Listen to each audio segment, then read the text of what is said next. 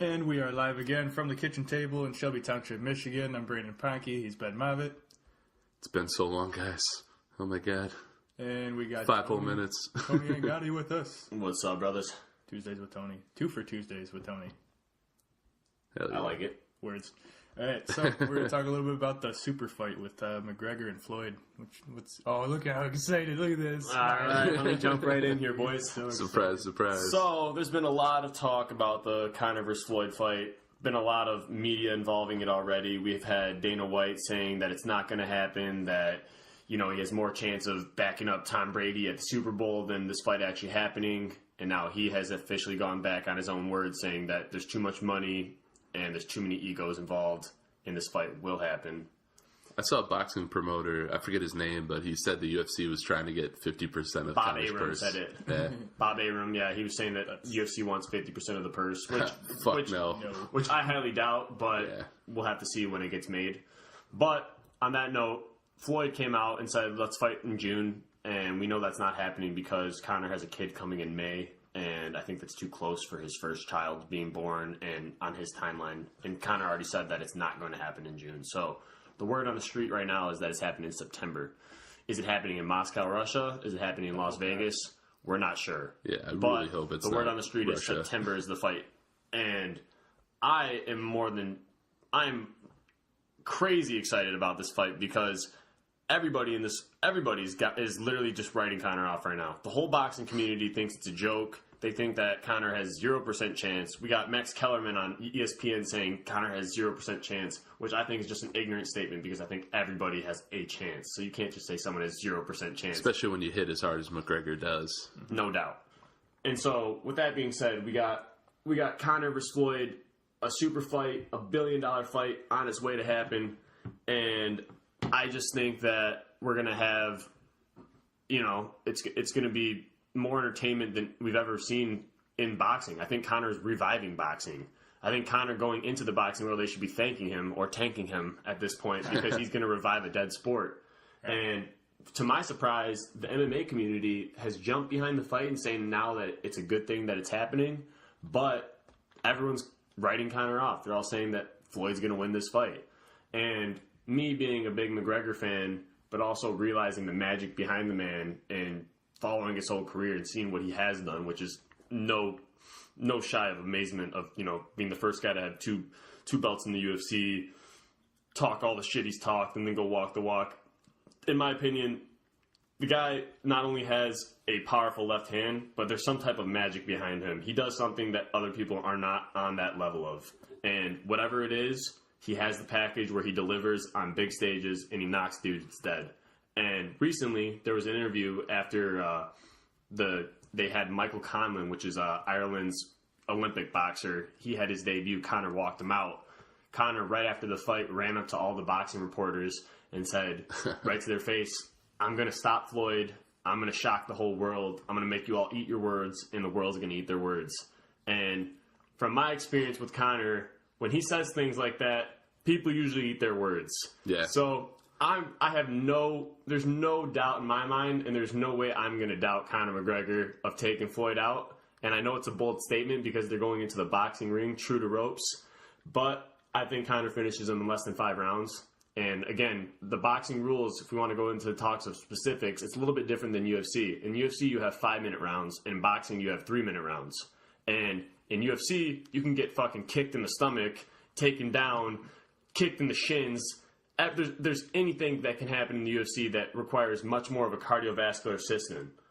And in the boxing game, I think Conor's cardiovascular system will not be way better, but with those 3-minute rounds and those 1-minute breaks, he's just going to have a lot of ferocity coming towards Floyd. I don't think Floyd can take the power and the precision behind Conor. Now, with that being said, I don't think he's done in the UFC either. Like right now, there's a lot of talk saying that, oh, he's just doing it for the money, and you know he wants to go make a big payday against Floyd, and once he does that, you know he's gonna be done with fighting and he's gonna ride off in the sunset. No, I think everyone's got it wrong. He's gonna come out. The guy is about making history, and that's what he's already done in the UFC. He's the first guy to hold 2 belts in the UFC, which was nothing short of being historic. And now he's doing something even crazier. He's going to go say, he already said it word for word. He said, why conquer one world when I can conquer two? Yeah. And by doing this, he goes over, conquers boxing, takes out their pound for pound best, and, you know, is now the kingpin of combat sports. So I think on the history aspect of it, it is a really good thing. Do I want to see him do UFC more than I want to see boxing? Of course, because I'm a huge UFC fan. I don't really give a fuck about boxing, but I give a fuck about UFC's biggest star and one of my favorite guys going out there and taking over and making history.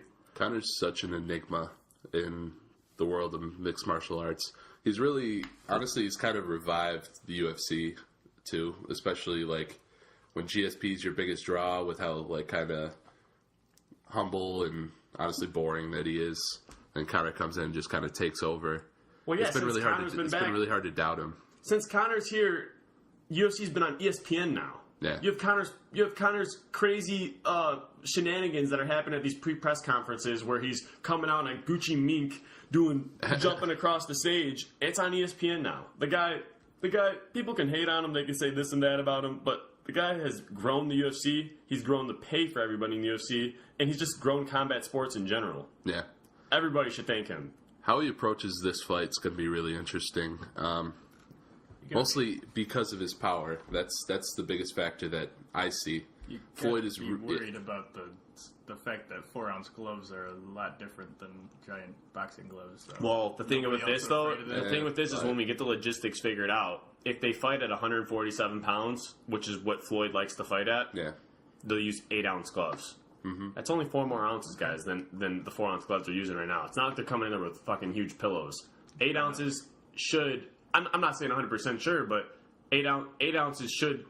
His power is still going to be there with 8-ounce gloves versus 4-ounce gloves. The guy has power in his hands. If they were doing soccer boppers, I'd take Floyd. Yeah, no, that's not a huge difference. Well, that is kind of how Floyd punches anyways. They are kind of like sock and boppers. Doesn't really damage really anybody he fights. When he's 49-0, I mean, it is hard to pick against Floyd, but like, and he's really good at not getting hit more than he is hitting him. So I think you can't really expect Conor to get knocked out in this fight. Yeah, no, I don't. I think it's going to go. Yeah, it's one of two ways. It's either Floyd is going to coast to a decision on the outside, like catching him like twice around, you know, or Conor's going to just take over the center of the almost said octagon. Does anyone else take over the center of the ring and just find that one left hand? I feel like there's going to be a moment where Conor accidentally can't stop his training instincts and just throws a head kick. That would be hilarious, but I think he's too calculated for that. He's going to be training so much for this. He'll be dancing a little bit though. He'll be taunting the shit out of Floyd. Well, especially against a guy that always just runs away and has pretty much made a career out of just running away. Well, this is something that I wanted to go on to, that most people I listen to talk about this discussion don't really discuss this matter. And this is this. Conor is 5'9", Floyd is 5'8". Conor has a 74-inch reach. Floyd has a 72-inch reach. Yeah. Conor is a southpaw. Floyd has always had problems with southpaw in his career. Has he lost to a southpaw? No, but he's had more problems with southpaws, especially with guys that have unorthodox styles of striking. Like in recent years, he fought Maidana, and Maidana hurt him, and Maidana was an unorthodox southpaw striker. With that being said, I don't think Floyd has really fought guys that are this. I know Canelo Alvarez was a pretty big opponent, but majority of the guys he fights aren't going to be as big as Conor's going to be walking into this fight. Conor walks around at a $168, $169 when he he's fought at welterweight in the UFC at 168, 169 pounds. But the thing that's different about the UFC and boxing, which I've talked to you guys about before, is the IV ban. In UFC, the IV is banned. In boxing, it is 100% okay. Really? And for people that don't understand what that means, it means that Conor and Floyd will both come in and weigh at 147 pounds the day before, for their weigh-ins. But Conor's going to immediately use the IV and rehydrate, and that means Conor's most likely walking into this fight at a $168, a $169, when Floyd's only going to be 150-some pounds. And Floyd's not a very big man. I mean, you can go look it up, go Google it. Floyd walks around tops 155 pounds. The guy literally he's a much smaller man. So when you're giving a guy like Conor, who is in the prime of his career, he's 28 years old, Floyd has been retired for a little bit, has not had very good performances in the late of his career. He's going to be 40 years old fighting against a guy that's 28 years old in his prime that has the reach, the height, the youth, the power, and the magic that is behind Conor McGregor.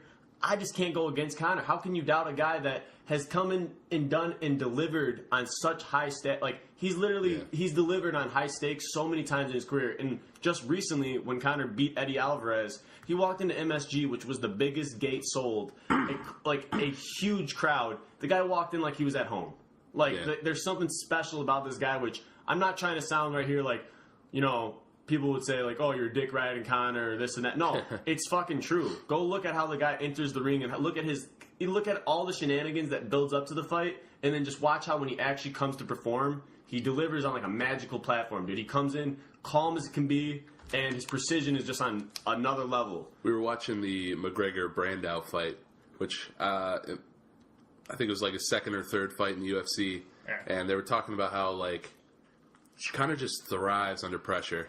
Like, he loves having the huge crowds, everyone behind him, being, you know, the guy to beat. He loves that.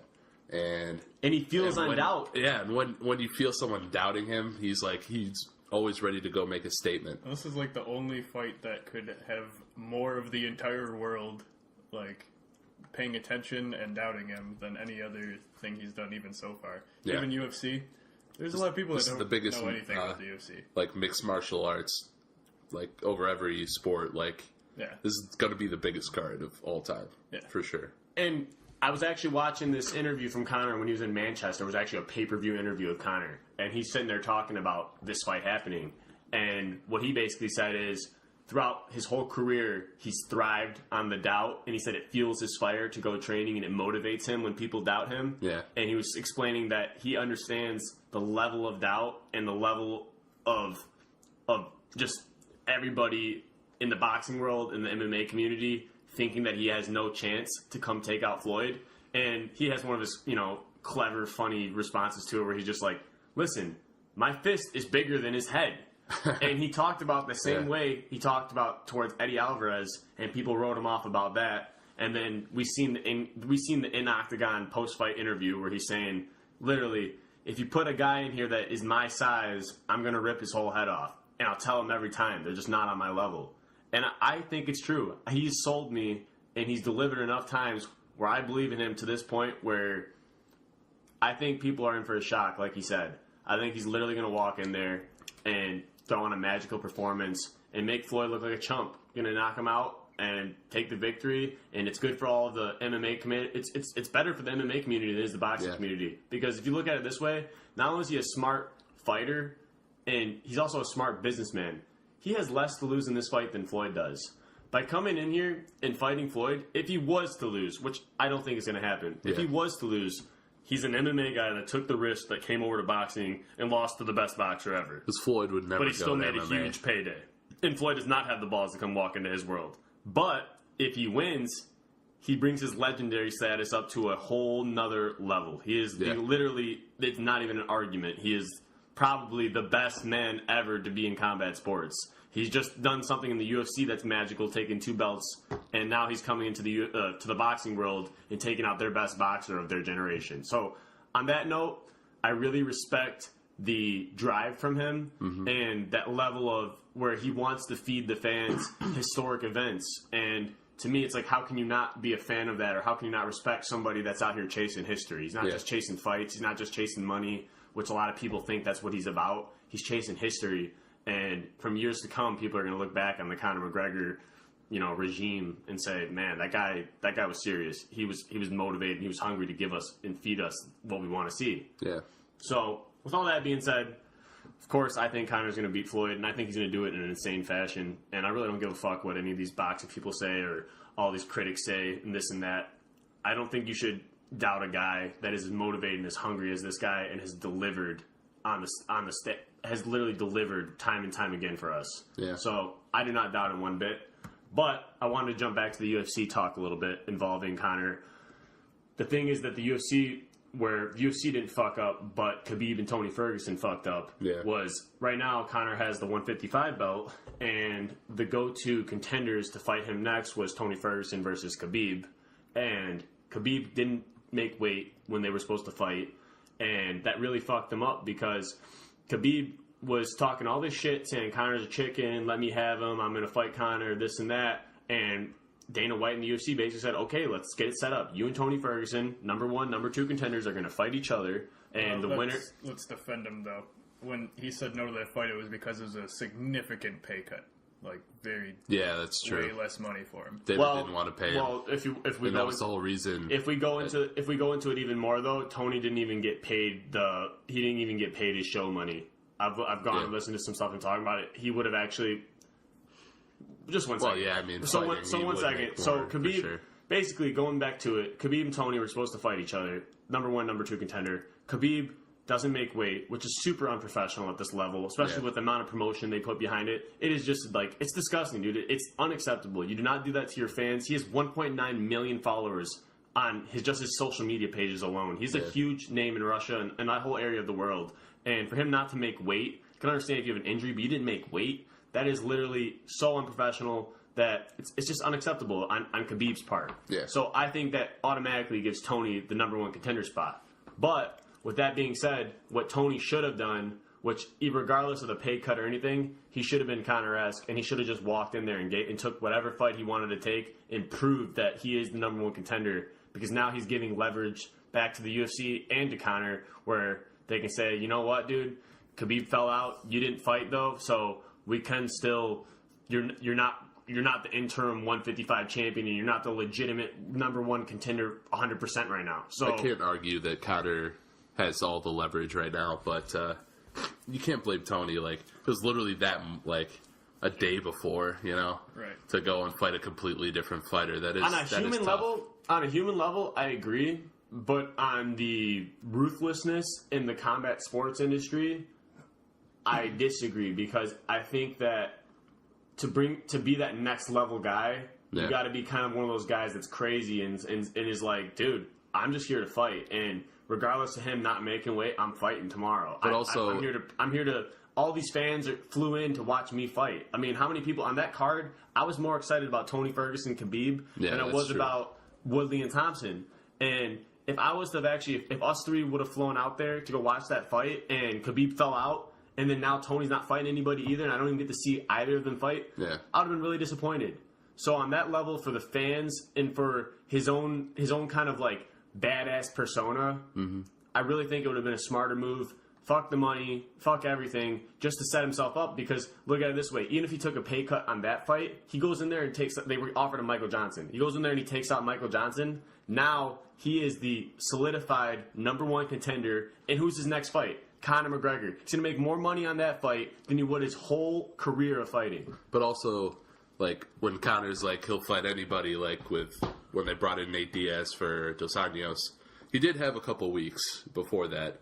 But also, he was making like $2 million on that fight, whereas Tony was like fighting to just make as much as like Khabib. Like, they were not paying him very much at all. And when you're like, oh hey, fight for fucking like $100K, like risk your career for this, Yeah, if he loses to Michael Johnson there, then he's fucked.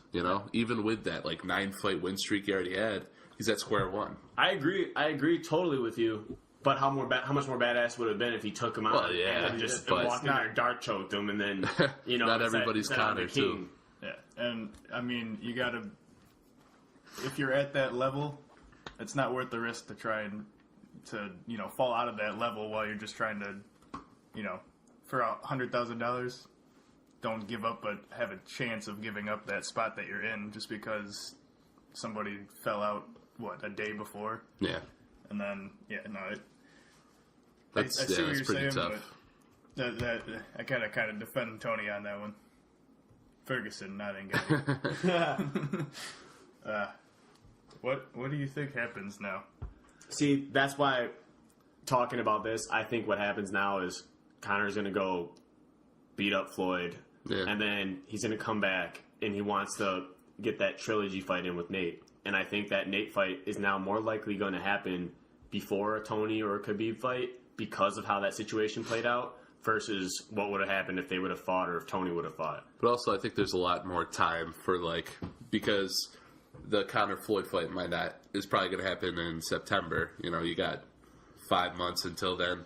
So I wouldn't be surprised if Tony fights like Michael Johnson or Edson Barboza or something like that and actually like gets that number one contender spot before that happens. I hope he does, actually. So I that really he hope can does. go to that fight, you know, talk shit to Conor after the fight, like set up for like the I end hope of the right year now that card or Tony something. doesn't just sit right now and think that he's solidified his spot right now. I think he needs to continue to fight. I think he needs to fight somebody now because actually I just was reading something yesterday on Khabib, and Khabib said he needs to take like 6 months off or something ridiculous. He said that Khabib said he's not going to be ready. He doesn't know if his body will be healthy again until September. Yeah, it was like 3 to 5 months or some shit. Like, so with that being said, fuck Khabib really disappointed me. I like Khabib, and I really wanted him to, you know, deliver for us. but he's a flake. But dude, when you're a constant pullout merchant like he is, and you're always getting injured, how am I supposed to get excited as a fan to go watch somebody that I don't even know if he's going to fucking show up? Yeah. And then as a fighter's point of view, how can you get excited about fighting somebody that you don't know if he's going to show up on the day? He pulled out a day before the fight. Yeah. I mean, come on. You could be like waiting like at the weigh-ins like, oh shit, is he actually going to show up this time? Single tear drops down Ian McCall's face. Poor motherfuckers. I think Khabib and Aldo need to go hang out. Yeah, seriously. Get their shit together. Where's Waldo? Where's Waldo? Well, so wait, when is it 213 is Aldo and Holloway? 212. 212. 213 is International Fight Week. What do you guys think about that Aldo and the Holloway fight? I think it's going to be a hell of a fight. Yeah. I think it's going to be a brawl. I'm leaning towards Holloway. Me too. I like his style a lot. How he approaches every fight is just... He always has like what it takes to win every fight, and he knows he's going to win every fight. He's grown a lot. The Lamas fight was just... He just picked him apart. You know, just like... Lamas he couldn't do anything. He's a great fighter, you know, borderline top 5, like for years, but he couldn't touch Holloway. Yeah, my gut is actually with Aldo, just because you can't take away what's happened before that left hand. I mean, He's never lost anyone but Conor. And he's had just really, you know, dominant performances over people before that. But I also think it shows how that you can get in Aldo's head. Yeah. And Holloway is a talker, and he's pretty good at that too. So I think he'll be able to... I think really, Holloway is kind of like... put some pressure, the pressure on Aldo. I think like the Aldo-Holloway comparison is Aldo is like... I think Aldo is already an established champion that has been here for long enough where he doesn't have the hunger that Holloway has. I think the biggest factor in this fight is Holloway's young and fucking hungry to show that he's the man. And dude, Conor Holloway rematch, that'd be pretty cool too. That'd be really entertaining, especially with how Holloway has looked. Holloway just improved, and he just keeps getting better and better. And he was like the one guy that Conor couldn't knock out. Yeah. What about coming up after 210? We have Mighty Mouse defending against Hayes, which Hayes came out and said that he was like, "Oh, I'm gonna submit Mighty Mouse, and then I'm gonna give him a rematch." Like, well, bitch, you won three fights against Mighty Mouse is fucking what? 8 defenses? Yeah, I think 8. 9. He's 9 defenses. This would make 9. And then what fight? Garbrandt wanted to make him. No, this will be. I'm pretty sure this is 10. Or yeah, pretty positive actually. But then that would have been weird what Garbrandt said, because Garbrandt wanted to fight Mighty Mouse. No, then that would be for the record, because Silva has the record. The record is 10. See, yeah. Okay, I got you. With Wilson Hayes' last performance, what was that Asian guy he fought? The Asian guy. Sasaki. The guy was Sasaki. Sasaki actually came out, like, he looked fierce when he came out, but he got wrestled down by Hayes. But the thing is Hayes didn't really impress me that much. Like, no. I just see that division lacks depth, kind of like the 205 division, even worse actually in flyweight. And I think Mighty Mouse has like had a kingpin spot there where he's kind of beaten guys. Like I'm not taking anything away from Mighty Mouse, he's great, but I feel like he beats a lot of guys. He's had a lot of defenses against guys that are subpar. I mean, he just fought a fucking Ultimate Fighter winner. Yeah, if we want to put that on the stature, one of his closest fights. Yeah, I know, right? He fought an Ultimate Fighter winner, and for people that don't understand what I'm saying right now is. Dude, The Ultimate Fighter is a show where people get a contract to join the UFC. Yeah. Meaning, Well, that's supposed to be a debut show. No one there to fight him. Let's not take away the fact that wasn't just the, It was a champion. It wasn't just a prospect. one. And Tim Elliott used to be in the UFC. Yeah. But he had a bad record in the UFC. He was like 3-5 in the UFC or something. It wasn't a good record in the UFC. Yeah, and then right. he's coming to fight the champion with a negative record in the UFC. Give me a break. And also, I was right. He has 9 defenses, so this would tie Silva. I didn't think about the record. That's what he's going for, not just 10th defense. No, yeah, Garbrandt's like, oh, I'm gonna beat Dillashaw, then I'm gonna go take the flyweight, then I'll go take the featherweight. It's like, Dillashaw's gonna beat you, so you think Dillashaw's but winning there? that would be really cool. Against Garbrandt? Yeah, I'm taking Dillashaw. Oh no, not. I don't think Dillashaw lost the belt. I thought he beat. Yeah, I'm taking Cruz. Dillashaw to beat Cody Garbrandt. Yeah. And defend his belt. Defend his belt again, yeah. That was BS. But, Actually, though, the one thing about the Cody Garbrandt and the Dillashaw thing is I actually am glad that Cody beat Dominic because it did add, like, a third factor in that division. Because, like, prior to Cody doing that, it was just Dillashaw and Cruz. Because Burrell's fucking gone. And now we got this trio factor where it's, like, it's pretty interesting. A little youth infusion. If Dillashaw was to come in here and beat Cody, then we have options for Cody to fight Cruz. We have options for Cody to rematch Dillashaw, Cruz to rematch Dillashaw. Like, there's a nice little trio factor right there that makes that division more interesting. What I think is going to happen is Dillashaw's going to beat Garbrandt, and then I think that Cruz is going to, they're going to do that rematch. Yeah. But I think Mighty Mouse, he beats Hayes, ties the record. He wants to beat the record first, and then I think he moves up to bantamweight. Okay. Oh, that'd be interesting.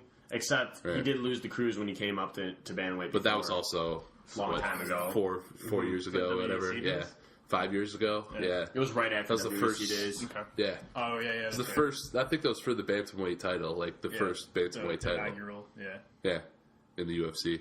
That's actually a good point. I could see him doing that. That Fox card. That's a Fox card, by the way. It's a pretty stacked Fox card. I'm more just excited because, for the Fox card than, despite Mighty Mouse's dominance, he hasn't been a huge draw because he isn't knocking guys out or on that card, guys all the time. Jacare Souza and Robert Whittaker. Ooh, that's a good one. Yeah, that's gonna be. I can't go against Jacare. That's so hard though, just because I picked Jacare over so pretty good. much anyone. The only person, the only guy, including, and I'm putting Yoel Romero in that discussion too because I know that. He got lucky. But I think Jacare would beat him majority of the times they fight. Yeah. The only guy that I think could give Jacare a real run for his money in that division is Luke Rockhold. Yeah. They fought already, and it was a brawling 5-round decision. Yeah. Yeah, if it's a huge opportunity for Whittaker. Yeah. If he pulls it off, it's insane. No doubt that he's the top contender. And I really like Whittaker too. His striking is the Brunson fight. He's just Brunson's just throwing sloppy shots and everything. He's just waiting for that perfect moment and just boom, put him out. Who's Brunson fighting coming up? Dan Kelly. Oh, judo. That'll be. We called that Kelly would beat Rashad, but I don't think Kelly's got a chance against Brunson. No. I don't know. With that one, it's kind of like Dan Kelly's style is so weird. Yeah. And he even has a weird build to the way he fights. But yeah, I agree. I don't think he can deal with the top guy. Rashad was kind of done. Yeah, he's on his way out. Yeah, everyone just got behind him for old Rashad, and that's not what They thought he'd be faster just because Dan Kelly isn't flashy. Doesn't mean he's not a I think good that was fighter. The best fight for Dan Kelly at the time, for sure. Oh yeah. But Brunson's got a. And it's not like he walked over Rashad either. It was a close fight. Yeah, Rashad was game. It was just you could tell it wasn't there. It's not the old Rashad fight. You could see it on his face by the end of the first round. He's like, "This isn't like the old days." No, not at all. Even though he did look shredded at that weight cut, at that 185 pounds, he looked a lot more shredded than he does. He did. That's true. But he does look a lot older too. Speaking of moving up, Hendricks versus Bosch. What are you thinking? That's a brawl. I like that fight a lot. I like that fight a lot too. I like Boch a lot, and that actually adds more to Jacare being amazing because Jacare just treated him like a child. Because Jacare just fucked walked him down. It was easy for him. It was honestly, it was, and I'm not taking anything hell away of from respect for Boch. Boch is a true warrior, and he's a scary dude. He walks down a lot of guys, and he's got power. He's fierce. Yeah. He's got a chin. He's got everything. Both's a good fighter, but Jacare, I think, is just on that high level where I can't believe the guy has not had a contender.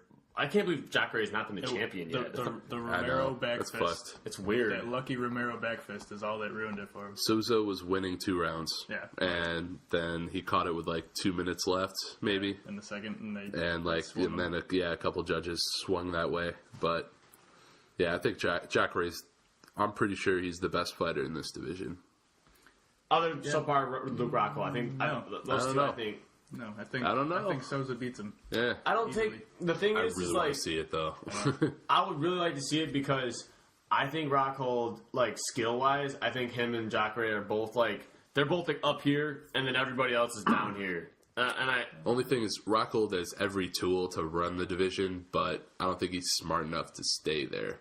Just like with Bisping, he kind of showed that. He got with cocky Bisping. as shit. He's just throwing sloppy shots because he thinks he can, and then Bisping catches him, and he's like, "Oh fuck," I was so shocked when that happened because if you he go watch called it. He called it right before. I called it too. I actually did call that one as well. I swear to God, I called that one. There was a feels all the way through. There was something weird about it too, where I felt it. But like if you go watch the first fight though between Luke Rockhold and Bisping, Rockhold fucking bullied him, dude. He literally slapped him around, wrestled him up. Dude, he just did whatever he felt like doing to Bisping. And then for that to happen on the rematch, Bisping come and knock him out the way he did, it was like, it's actually kind of crazy. If anyone hasn't seen those fights, go watch them. Yeah. It's one of those things that it's like literally like one fight was so dominant and then the next fight was so dominant, but it shows you just how crazy like the UFC is, how crazy close it is. And that actually brings me back to talking about real quick between Floyd and Conor, because everybody says Floyd's going to win, but then why would you pay for it if you don't? If you already know who's going to win, why would you pay to watch it? So all these fucks are full of shit. Even if you're a giant they're going to watch fan, it. You're a giant Floyd fan, dude. You get to see your like boxing hero get 50-0. That's a draw exciting for right there. boxing Yeah. people. Even if you think it's a fucking That's actually a really good point. cakewalk, you want to see this legend go to 50-0, right? That is a really good point. 49-1. Yeah. Yeah. The only people that won't buy 49-1. the only people that won't buy are the ones that bought the Pacquiao one. Shit. That was awful. What people forget about actually is there was a fight after Pacquiao. Yeah. And no one fucking watched it. Yep. Yeah, There was less than 300,000 pay-per-view buys on it. Yep. I think it was because of the Pacquiao fight, too. It was against Because Andre that guy Berto. sucked. It was against Andre Berto, and no one cared. Yep. I bet it was a Definitely. better fight, too. I watched a little bit of it. It was boring. It was a very boring fight. It's a Floyd fight. Yep. Yeah. It was a Floyd runner fight. Yeah. Yeah, he better have his running shoes on against McGregor.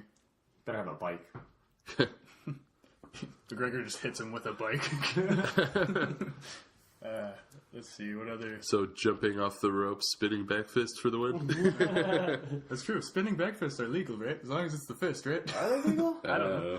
Can you do a spinning back fist with boxing gloves on? If he does a front flip and just Superman punches... Wait, I've never seen a boxer do a spinning back fist. So I actually wonder if that's. I don't think that's part of the rules. I bet he throws it just like early on. He just I want to be the guy that did it first. Spinning back fist boxing. I kind of want to look that up. Yeah, I think we should look that up because I'm not sure if you can do that. And I don't think I've ever seen that in boxing. Somebody do a spinning back fist. I feel like he would definitely be the first. I bet somewhere. You know what I actually thought about? No, they're not.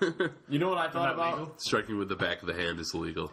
Well, good thing we got that clarified because that's why we haven't seen it. But Yeah. one thing that people Well, are if he also just like turns his wrist. well, one thing that people are taking out of account too, that in boxing they do clinch up a lot. Like when they go up to do a hug, like where they like kind of like they're hugging each other in boxing. Well, you can't tell me that Floyd has the advantage when they get in a grappling clinch situation. You can't even tell me that at all because all MMA guys have an advantage when it comes to grappling and clinching with a boxer. Yeah. And in that aspect, that's going to help Conor. Whenever, because Floyd likes to hug. Floyd likes to win the jab, and then he likes to run, jab, score points, and then hug up whenever he's in danger. Yeah. And when he does try to hug up with somebody like Conor, who has that high level of MMA understanding, Those dirty boxing moves. that dirty boxing movie it's gonna help Conor. I'm telling you right now, that's gonna help him. The size advantage and the MMA knowledge of the clinch is gonna help him a lot in those boxing type clinch situations. Yeah. And who knows? What if he fucking decides to take a point loss and throw Floyd across the ring just to bully him or something? You know what I mean? The sky's the limit for the clinch situation for Conor. I could see there's a lot of things that he could do in the clinch situation that would give him an advantage. Yeah. That's going to be a hell of a fight. But let's move on to also the Artem Cub fight. Yeah, that's so interesting. Artem Old Lobov versus Cub new, Swanson. Old regime versus up and comer. I know you're going to be a little biased because fucking Artem's SBG, SBG, yeah. is part of Conor's team. But I'm going to be the devil's advocate here. I'm taking Cub. He showed me a lot I against think Cub Doo should Choi. be the favorite. Yeah. He has to be, actually. Yeah. He has to be the favorite. He showed me a lot against Doo Choi because I was wondering whether he lost it, if he was like, getting close to retiring, kind of on the tail end of his career. They battled out in that fight. Yeah, he fought it smart and he was slugging. No, that's what gets me so would've been excited put about out. that fight, though. That's honestly what gets me super excited about Cub and Artem is they both like to brawl, they both like to throw, and from Cub's recent fight and Artem's recent fight, they both had brawls then, and I could just totally see both these guys coming out here and giving us, and it actually is a 5-round fight. It's not a 3-round fight. Yeah. So when they come out here and we get 5 rounds of these two guys going to war, which is... Who was Artem's last fight? Was that Ishihara? It was, I believe it was Ishihara. And that guy was a knockout artist. That guy was a coming knockout in. artist, and Artem beat the shit out of him. Yeah. Yeah, I took Ishihara, and he was one of the biggest favorites on the card. yeah, But I take Lobov fucked him up. Lobov against Cub. I do think they're going to stand and just box for 3-4 rounds, but when it's all said and done, I think Lobov ends up either taking a shot and taking down Cub. I think there's just more ways for Artem to win the fight than Cub. I mean, Artem, his takedown average is 0.25 per round. Well, so I was gonna say to you actually, Brandon, I was gonna say, I don't Artem think- doesn't really take people down. Like Yeah. he's more of just like he literally is like an honest striker. What Like was he the just fight likes to throw before punches. Ishihara? Yeah. The it fight was, before Ishihara was Chris Avila. and he just punched him a bunch. He leg kicked him because Avila does that 209 like Nate Diaz stance. Oh yeah, and that was on 202. Yeah, he just leg kicked him a bunch. He leg kicked him a bunch, wore him down, and punched him a bunch. Artem is a stand-up fighter, and Cub is too. That's why this is really like interesting for both of them because, like I was gonna say to you, I think that they really don't have to worry much with each other with takedowns. I think it will be a standing fight for the most part. Yeah, definitely. But yeah, I got faith in Cub. Man, the gatekeeper Cub so- is going down. So upset. Artem's bringing the Nah, knockout. fam. It's in Nashville, and it's literally the night that I end up getting into Tennessee, but I'll be on the other side of the state. Yeah. Oh, Yeah. so know, close, that but was so far. Definitely can't afford to go, but I'll be so close. There's some cool fights on this card too. The Nashville card? Oh yeah, top to bottom. You I got actually haven't had a chance to look at it yet. Iaquinta coming back against Diego Sanchez. Oh, yeah. You got Diego's old, but he's still crazy I know. when he comes There's in. yeah. always a brawl. he's always ready to throw down, and so is Iaquinta. So Yeah. that should be exciting. You got OSP didn't look great in his last fight, but Any of his Marcos fights. Ruggiero de Lima, Which, dude, a OSP brawler, too, needs so- a win. yeah, Like, was but he's De getting Lima. cut. So is Like, De Lima. He OSP's on Bellator watch. oh, I'm gonna for start sure. saying about everybody that starts listening. Bellator He's watch. on Bellator watch. Any guy that gets cut by the UFC goes straight to Bellator. Yeah, I love how Bellator is like, see, we're just as good as the UFC. No, you're just the UFC that didn't make it.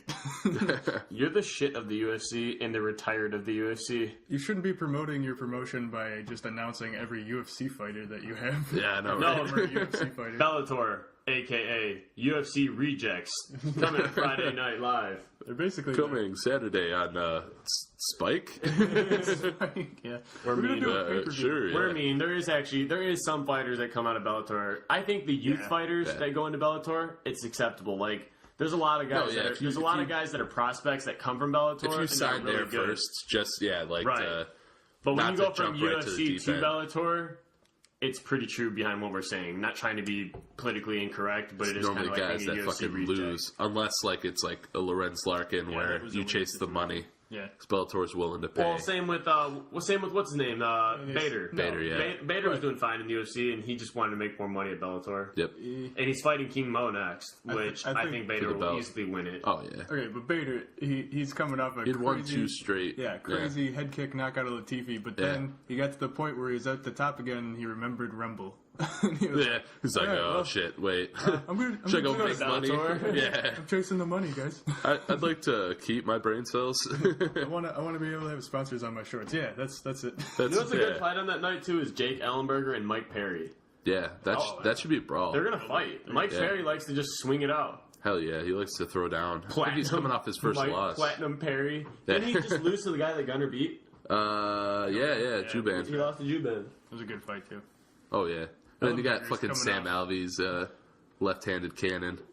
You had Ellenberger coming off where him and Matt Brown were going, and as they yeah. come to the cage, it just, just right overhand dropped Brown. That was crazy. It was almost like a Superman punch because he like couldn't reach Brown's chin. You Yeah, know? he's so tall. He just had to jump up there. Wait, did Ellenberger fight Jorge Masvidal or not? Yeah. Yeah. I know. Well, but it was like a few fights ago. Oh yeah, he got wrecked, didn't he? Yeah, that's pretty sure, yeah. Well, that's fresh in my memory for some reason. Oh no, you're right. That was his last fight? was his last fight. Yeah. Okay, yeah, because Yeah. he got his hand stuck in the fence, Yeah. and they just called the fight. Masvidal already was like kind of wrecking him. He was just beating the shit out of him, standing up. Ponke had Ellenberger because of the Brown fight. Yeah, I did not pay attention. I didn't pay attention. Actually, on the Jorge Masvidal note, let's talk about Jorge Masvidal and Damian Maia. I'm sorry, man. Maya's terrifying. Yeah, honestly, like any other fighter, I might take Masvidal just because his boxing is just so technical and Yeah, he's so good. The reason I'm sticking with Maya is Masvidal. You know, in my head, you see him catch Maya. Every fight, the last fights with Maya have always been this guy. Oh, he's gonna catch Maya.